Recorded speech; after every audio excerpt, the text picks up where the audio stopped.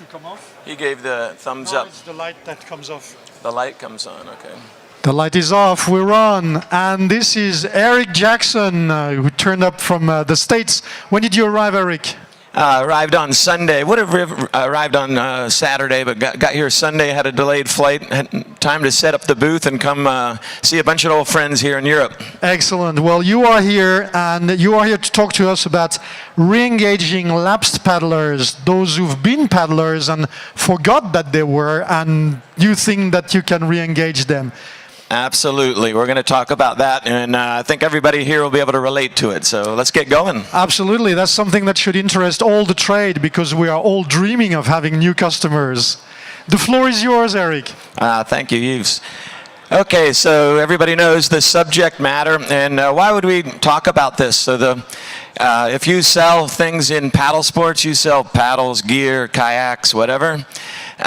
You know you want more customers, and there's all kinds of panel discussions and whatever on how to get new demographics in and teach new people from the beginning. And all of them are important, and all of them are wonderful. Like getting kids into kayaking was something that was really important to me many years ago, and I invested a lot of money in small kids' boats. Now, of course, it was for selfish reasons, because I had a kid named Dane Jackson that was really little, and he needed a kayak, so I wanted to make boats for him. I would say that because of kids' kayaks, we got a lot of new people that wouldn't have otherwise got into paddling hooked early. And just a quick note on that, if you don't follow some of the statistics, kayaking doesn't have the money to really do research, but the ski industry has. If somebody learns to ski at age 30, and I'm using numbers just off of memory, and they're probably not correct, but it's the right idea. If somebody starts at age 30 in skiing, they'll probably spend $20,000 in their lifetime on skiing trips and gear or whatever. If somebody starts at 20, they're going to spend, say, not about 60, twice as much 10 years early. If somebody starts at age 10, they're going to spend about $100,000, $150,000. I don't remember the number, but it's like 10 times the amount by getting somebody in. And the reason is because they identify as, I'm a skier, and it's the same with kayaking. I'm a kayaker. I'm a lifetime kayaker. Now, do you know how many kayakers are out there that don't kayak and buy gear? More of them than there are people that buy gear and actually go kayaking. There are more people right now walking around that know how to kayak, used to kayak, but are not kayaking or buying anything from you or from me right now. Now, what's the easiest group of people to get into kayaking? Well, certainly it is people that already know how to paddle, know they love paddling, but for some reason got out of paddling. And few people just quit. They don't just stop paddling. They start paddling at whatever age, in their teens or 20s. They get out of college, they get a job, they move to some place that doesn't have paddling, they get married, they have kids, and the next thing you know, the kayak, they still own a kayak maybe, but they haven't used it in 10 years. They move, they leave the kayak behind, and they're no longer paddling, and they don't think about it, but they just kind of stopped. And then at some point they start getting, and by the way, this slideshow happening in the back is just, I'll explain why, but there's a reason I chose these slides, but suddenly, a lot of people all of a sudden are thinking, man, I sure did love that kayaking. But they have certain hurdles. All paddlers have hurdles. Somebody who's never paddled, 90% of people are terrified of the idea, for example, of whitewater kayaking, because I wouldn't get in, I don't want to be strapped in what if I tip over? I'm going to drown. Kayaking is terrifying to the uneducated. People that used to kayak and no longer kayak still have fear, but just a little bit of fear. There's several things that are in the way of those people getting back in, even though they know in the back of their head they like it. Number one, they need a prompt. They need to be reached out to. You need to find them. But number two, they're not as physically fit as they used to be. That's good and it's bad. It's good because they want to be physically fit again. So something called longevity. Longevity is just a term of, I don't know where we use it broadly, but in the US we use the term longevity as being able to do physical and mental activities for a long period of time. So, you'll see two people of the same age, let's say a 50-year-old. One person's kind of going like this, and they can't do like they did 20 years ago, and the other person's just kind of, and they're the same age. So everybody wants to live a long, healthy life. So the number one motivator of people, now we're getting into one of the motivators of people that used to paddle, that want to paddle again. Now they come in all ages. Most of the slides here are people that I was teaching clinics to this spring. So for the first time in a long, I've been teaching every year. I teach on the Ottawa and whatever I do, a number of clinics, but this time I did a different type of clinic. I charged $3,200 for 4 days for kayak clinics per person. And I had up to, was it 10? No, sorry, 6 people. 6 people at a time. So that's a fair amount of money, and it works pretty good. But well, anyway, the cool thing, I'm glad you think that's cool. I'll give you a quick thing on that. So on Friday, I decided my wife says to me, we don't have any money. We got to figure out how to make some money. And I'm like, damn it, we don't have, it's January. And I'm like, what am I going to do for cash? Because, I've got a new startup business that's not profitable. I got a big ass awesome log house on the hill that I haven't paid for yet. And so I've got a lot of money I got to spend every month to survive. And she's like, we should teach clinics at Rock Island. And I'm selling kayaks, which, by the way, we'll get into that. That's an easy discussion. But I'm selling kayaks that are expensive. In the States, they're $3,200 each. And she's like, let's do clinics at Rock Island. I was like, oh, that's a good idea. So we charge a bunch of money. I put it on Facebook at 4 p.m. on a Friday. By Sunday, I had $30,000 in my account by PayPal, and that was just for 50% deposits. I was like, this is unbelievable. I should just do this.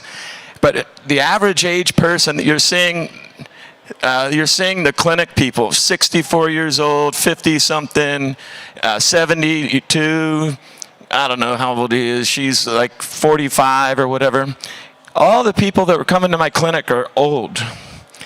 And a lot of people that were coming to my clinic, they haven't been buying gear. They haven't been paddling a lot. The clinic for them was, EJ's going to get me back on the water. EJ's going to make me comfortable. So, and I didn't even have many phone calls. It was just getting PayPal deposits. I'm not sure, but over years, people know me from instruction and EJ's rolling and bracing, strokes and concepts, so they know that I'm an instructor, and they know I teach old people. But they signed up, so that's on the clinic side. But so I was able to make money teaching people that were not active paddlers. They weren't young kids trying to become a freestyle star. They were just people who want to be taken care of, want you to bring them in. Hey, okay, we're gonna help you get from here to there. They're not rolling, or they are rolling, but they're not sure. They haven't rolled in 15 years, that type of a thing. And all they want is somebody to hold their hand and help them get to the point where they have the confidence to be a kayaker again. Now get this, okay, here's where, this is, if you sell stuff, this is what's cool. So I taught 30 people clinics out of my house in Rock Island, and I'll be doing it again next spring if anybody's in that category wants to come. But it's really expensive, but it's all you can drink, all you can eat. We have beer and wine and liquor for those that like that. We have tunes in. We we cover longevity. They come because they want to know, EJ, you're 60 years old. How do you still, compete at the world stage or whatever? Like, how do I do that? And EJ has the answer how to do that. So I can help you with that. So how do you be active? And everybody here that's active knows what that is. Like, how do I continue to be active, number one? And then and how do I be active as a kayaker? So back to selling stuff. 30 customers, 27 carbon fiber boats sold. That's almost a perfect record. How many of them owned it before? 0. How many of them walked away with carbon fiber boats? 27, no, it's not actually 27 people. It was, I think, 24 people, and several people bought more than one boat. Well, that's pretty cool. And who are those people? Those are people that you haven't sold anything to in 10 years or more. Why? Because they haven't bought anything.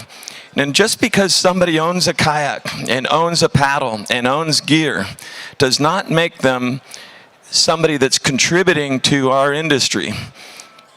They've contributed maybe 10, 15, 20 years ago, but if you don't buy a new boat, a new paddle, new gear, go kayaking, go on a trip with you, take a class with you or whatever, they're not participants in your industry. They're not putting any money in your pocket. So that is the simple concept is there's more of those people out there than there are paddlers. You have to have ways to reach them, and you have to have the right touch points. What is it that they want? So people that used to paddle, and obviously everybody's different. It could be they're not physically fit, and they're looking for an excuse to get physically fit again. That's one. Most people, all of a sudden, they realize somewhere, it's called midlife crisis. They're 50 years old, they're 55, they're 60, and they're like, oh my God, I'm gonna die in 15 years if I got to get back in shape. I got to do something fun. I got to stop working so hard. And who else could better provide that for people than the kayak industry? Because what's the best activity in the world? Kayaking. What's the one activity in the world you can do at a very old age? Kayaking. You can sea kayak, you can whitewater kayak, you can recreational kayak. So now let's talk about boats. Why does EJ make boats that are half the weight of plastic boats? Simple. People that, my customer here, these people that are older, they might take a class, they go to take a plastic boat, put it on their shoulder, and they're like, maybe when I was 20 I could do this, when I was 30 I can do this. I'm 65, 75, I'm 80 years old. I mean, some of these people are old. I'm 80, I can't do this. And even if I can, I know if I go up the hill, I'm going to be embarrassed. I'm a man, I'm a strong man. I've been, people will know that I'm a weak, out of shape, old man. The second I go up the hill and I can't do it, and I have to say, can somebody help me get my boat? I don't want to be in that. I'm speaking as the old guy right now. I don't want to be in a position where people realize that I'm out of shape and whatever, so I'm just not going to go. That would be too embarrassing. So by offering lightweight carbon fiber kayaks, people go, oh. So this one lady here, now these are kids, she's 40, but I'm going to show you this. There's one girl here. If you ever watch any of my new Strokes and Concepts videos, rolling and bracing, I have this one student. Her name is Cheryl. She's 64 years old and 117 pounds, which is, I don't know, 50 kilos would be 110. So she's 52 kilos, and she's 64 years old. She couldn't roll. She was terrified of kayaking. I don't know, she comes up here somewhere. But and you'll see her holding the boat over her head. She cannot carry a plastic boat. I watched her try, she couldn't do it. Just that one thing, that's just one thing. Now that's what I'm doing. If you don't have lightweight carbon fiber kayaks, you just use mine and there you go, you're good to go. But that's just one element, eliminating the hurdles for these people to get back. So lightweight boats was my hurdle. By the way, as Jackson Kayak, every year I would do a dealer summit at Rock Island. Instead of doing outdoor retail, I brought all the dealers at Paddle Sports Show, of course, you've got to go to every year. But I would bring my dealers to Rock Island, and at the end, I'd say, okay, everybody, what can we do different at Jackson Kayak that we're not doing right now? Every year, lots of hands went up. And I'm like, what is it? Lightweight kayaks, lightweight kayaks. That was the number one thing that they said every year. And I'm like, I don't know what to do. My boats are made out of plastic. You can only make them so light. So we made the lightest plastic boats we could. But a fishing kayak, for example, if you want a plastic fishing kayak and you're like 70 years old, it's like you take a lot of these boats here and you're like, hey, can you take the boat and load it on the car for me? Like, I can't do that. I need some friends, so you need multiple people. That's a hurdle. Doesn't mean you can't get over it. There's a lot of ways you need to make wheels and whatever. So there are ways that you can allow people to be self-sufficient, and that's what they want. So let's go back real quick and just go over some bullet points, and we can do some question and answering. If anybody wants to challenge me on the idea that there's more paddlers that know how to paddle, in their head they know how to paddle, they have paddled, they love paddling, but do not buy gear and are not currently actively participating, then there are active paddlers in the industry that are actively participating in buying equipment. So if anybody wants to challenge that, welcome to discuss that. I don't have empirical data, but I know in whitewater kayaking, every single year, whitewater kayaking, 40% of the sales of whitewater kayaks go to first-time beginners that have never owned a boat. If in fact that is the case, and the sport isn't growing 40% every year, where is everybody? Because they bought a boat, they got in, and then at some rate, let's say the sport is flat. That means 40% of the people are fading out. So that in year after year after year, what that means is you've got a huge demographic of people, a group of people that aren't currently paddling. So there's your group. Now, I'm going to let you figure out how do you figure out who those people are. There's a lot of ways, the old club lists. People, even though they're not participating, they're still out there listening. They're still paying attention on Facebook and Instagram, stuff like that. There's ways to reach these people. But the reasons they want to get back in, I've been working too hard. My kids are grown. I need to do something for myself. I need to get healthy again. What is it that I love more than anything else? My favorite thing, I remember when I used to go kayaking. That was awesome. Had all these friends. Now I just go to work and blah, blah, blah. So it is longevity. I need to do something to take care of myself so I can live a long and healthy life and not continue the path down until I die. So longevity. Physical fitness in a fun way. I really don't want to go to the gym. What can I do else? Well, I could go hiking. Well, that's kind of cool, but not nearly as cool as kayaking. So kayaking fixes that. Now, those are the two main things why people want to do it, because they love kayaking and they want to be fit and have a lot of fun. It's really three things. And the main hurdles, again, hurdle number one, I'm scared. What if I can't do it? But if that's their fear, the fear of somebody who's never done it is up here. It's still a way easier hurdle to get over than it is getting somebody that's never paddled over that hurdle. So if you're teaching beginners, what's up? We good? All right, cool. If we're teaching beginners, if you have a kayak school globally, worldwide, if you teach 10 students, one will become a whitewater kayaker. And my definition of a whitewater kayaker, no, this is whitewater, I don't know about sea kayaking stuff. 9 out of 10 will not buy a boat, and you will not see them on the river as a self-sufficient kayaker. We lose 90% of the whitewater kayakers that take a beginner class. What percentage of people that used to paddle that you bring back in are you going to lose? Not 90%. Most of them, they already know they're over the hump. You just have to make it functional for them. You've got to give them confidence. You've got to show them what products they need. Like, hey, it's time to get a new boat. And the second you get any money flowing, the second you get them to pay for a clinic, the second you get them to buy a paddle, second you get them to do anything where they're investing their time or their money back into the sport, they're back in. You've got them. You've got them at least until you lose them again. And you're likely not to lose them. You may not get a bunch of money out of them over a long period of time, but you're going to get them back in. So anyway, that is the general concept. Still looking, we're back to them again. Still looking for Cheryl, my original test case. 64 years old.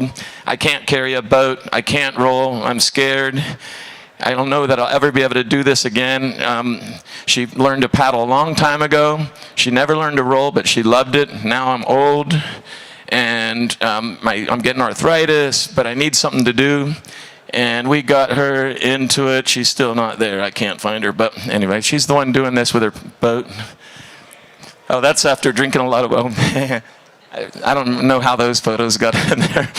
If you don't know what a poro is, it's the best thing the Spanish ever invented. Yeah, you fill it with wine and you go like this. Anyway, it's a great game. All right.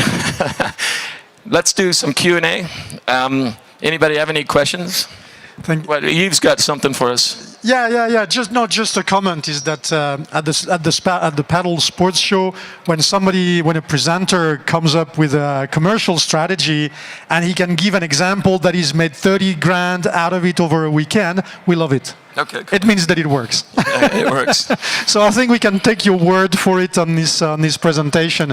And there is a few tricks and hints for the manufacturers and the people from the trade. And I'm sure that there is a few people with questions around here to get some more info. Who's going to start with questions? AJ, are you free next year? Can I paddle with you next week? Next week? Yeah. Next week, no, I'm training for the national championships for fishing, but you can come next spring to Rock Island. Why not? Seriously, how many clinics did you make, for example, in a year? Do you think there is a possibility for people to have clinics? It's very efficient to paddle with AJ, but do you think it would be possible to have more clinics, and what kind of people can teach this kind of clinics? So that's a great question. You don't have to be Eric Jackson to teach clinics and charge money. So everywhere I go, you know what they tell me? Kayakers don't have money. You can find them all the time, but I'll give you just an example. At Golly Fest, every year there's a festival, it was last weekend, called Golly Fest in West Virginia. And there would be, sorry, Piranha, there would be Piranha booth, the Jackson kayak booth, Dagger, Liquid Logic, back in the day, Wave Sport, whatever. And I believe in being all-inclusive. Your goal is not to be the cool kid on the block. If you want to be the cool kid on the block, you're going to be the poor cool kid on the block. You need to be all-inclusive. And I remember looking over, there was another booth, another manufacturer's booth, and everybody's got their hats backwards around a fire, and they're looking over.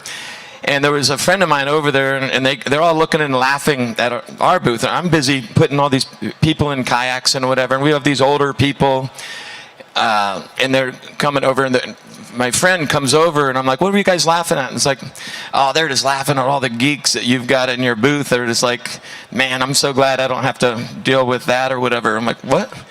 Man, all my people got jobs. They have money. These people are buying boats. I don't know what's going on over there, but my people are buying boats.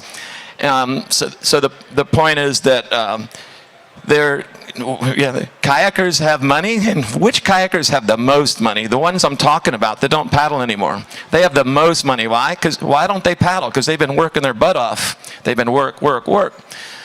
So those are the people you want to hit. You do not have to be Eric Jackson to sell to them. You don't have to be Eric Jackson to give them a clinic. You have to find somebody. Let's say you're a kayak school.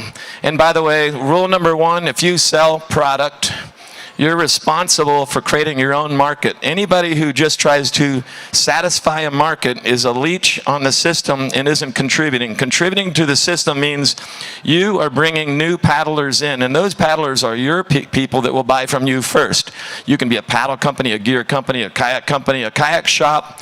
A kayak shop, 100% of kayak shops have to have kayak schools. And those kayak schools are often just like learn to kayak, learn to roll. But instead, it is, come, we're going to do some yoga. We're going to learn how to get our shoulders strong for paddling. We're going to get into paddling. You don't have to do the Eskimo roll. We're going to get you on the water that you don't need to roll. And then, oh, you want to roll? Of course we can do that. So you are catering to people who have money, are willing to spend money, and then they will spend the money with you for instruction, and then, of course, you get the sale of your products for free. If you advertise to sell a product, you take the advertising cost out of the margin of the product. If you advertise for instruction of any kind, then you are earning money on instruction, and then the product sale is for free, if that makes sense. So probably a better link between traders and service providers could be an idea to go that route forward. Yeah, absolutely. So I'm a kayak brand, Apex Watercraft. If you haven't seen my boats, they're right over there. They're half the weight of plastic boats, specifically because I'm catering to older people right now. My average age customer is 60. I'm 60, and that's my average age. Now, I have kids, but I have 70-year-olds. Now, why is that my average age? Because they have the money to buy the product. But as a manufacturer, I'm still providing instruction, and as a result, I'm creating the sale. But as a shop, anybody with a kayak shop, 100% in the United States, if you wanted to sell Jackson kayak and if you don't have an instructional program, you're not a dealer, period. No instruction, you don't sell my boats. Why? Because you aren't creating your own market. I don't need somebody just to sell boats. I need somebody to create a market and then sell my boats. If you're not creating a market, I'll just sell to the customer because we already have that market. Excellent.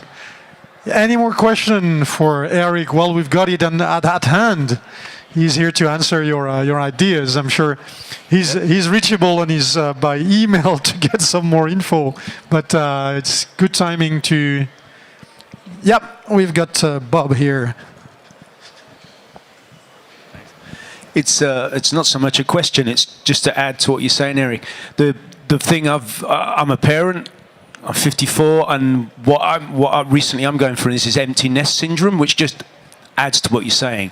You spend all your time and money creating the nest, bringing the kids up, the kayaking goes down. Now they're all left. I've got a shit ton more money than I had 10 years ago. And I now have a void because I've not got my kids. I've got to spend my time occupying. And I fill that void by returning to what I did when I was younger and trying to make myself feel like I'm a 20-year-old hero again. So what you're saying is it makes absolute sense. It's a huge untapped market.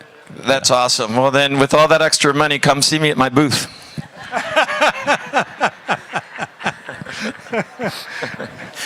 Excellent. Any questions? The questions can be about whatever. Yes, sir. Yeah.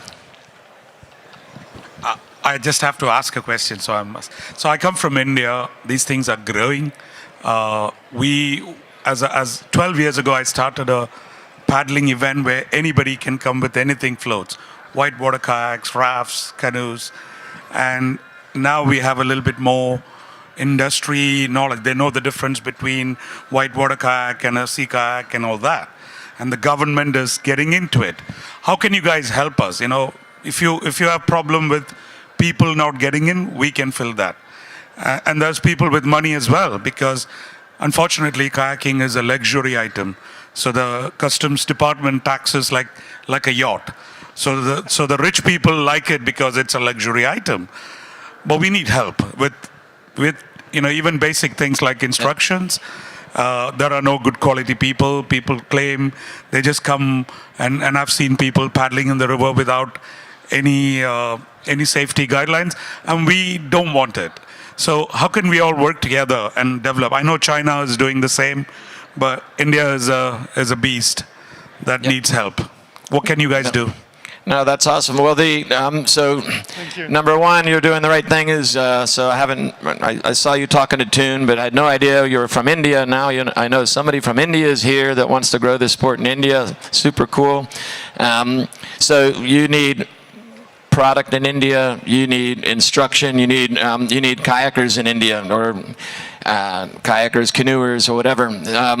So you want to go after the low-hanging fruit first, and the low-hanging fruit is what's the lowest cost entry point to get people in, or that's one way to approach it. Or if you I don't know if you're a whitewater kayaker, or if you have whatever it is that you really enjoy, that you want to do and want to grow, that's really where you should focus your point, or your friends, whoever else is helping in India.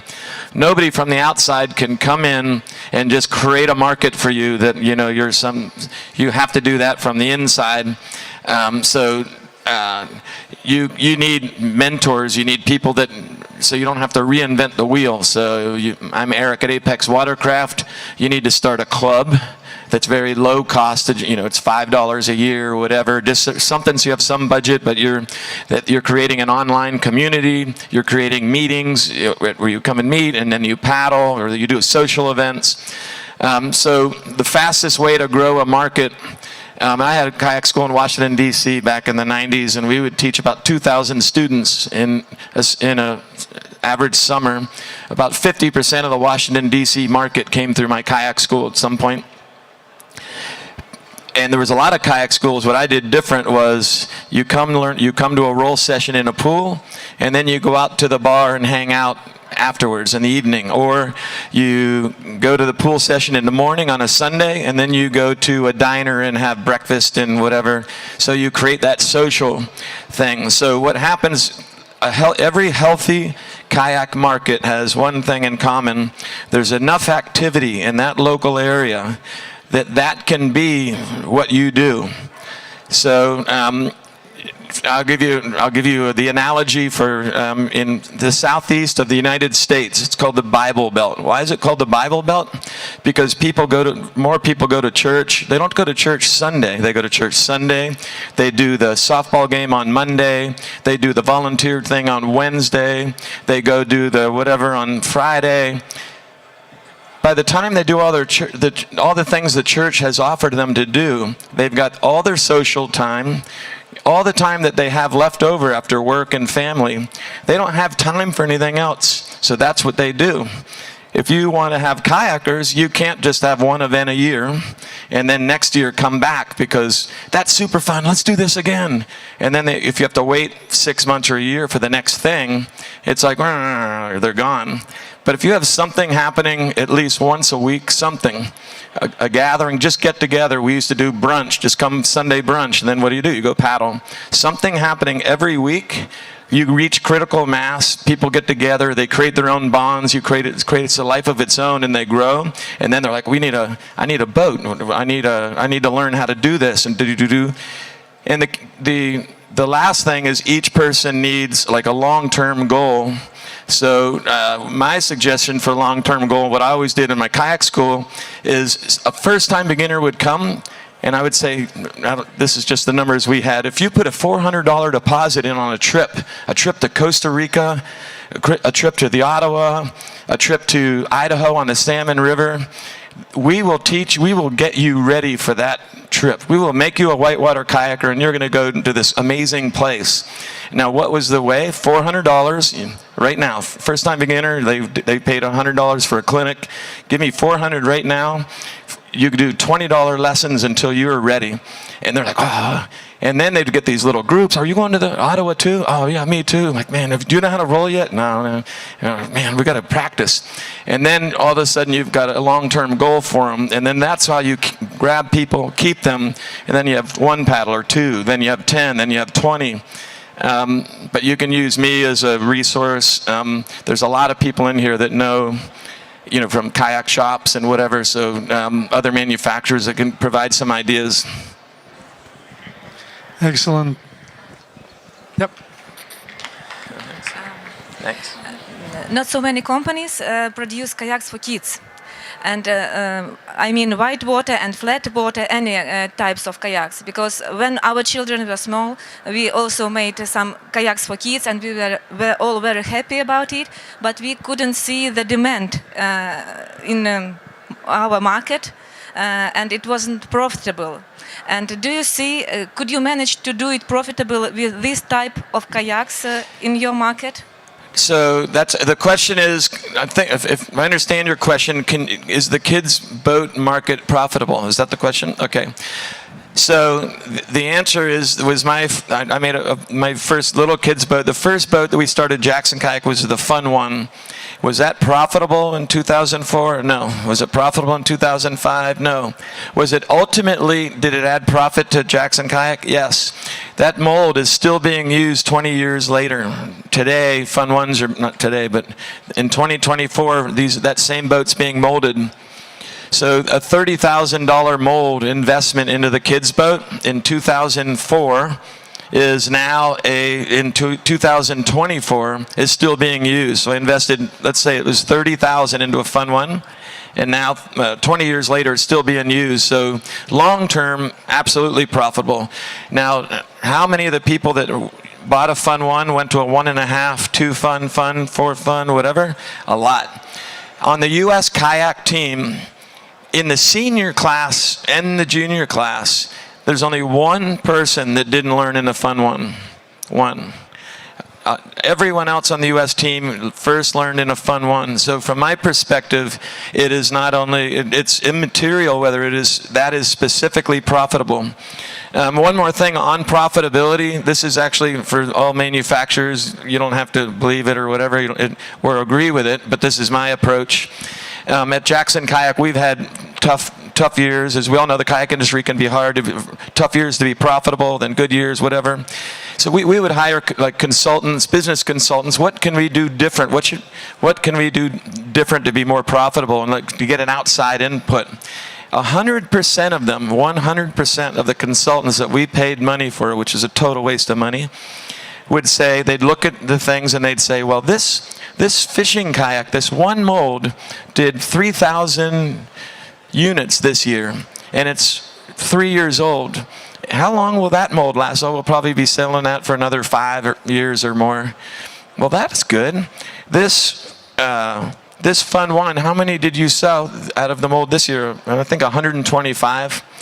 It's too much of a disruption. You know, you have to put the mold up, take it down. That's not enough. You should just, let's get rid of anything under 300 units.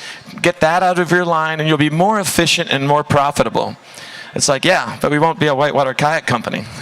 And that's what we do.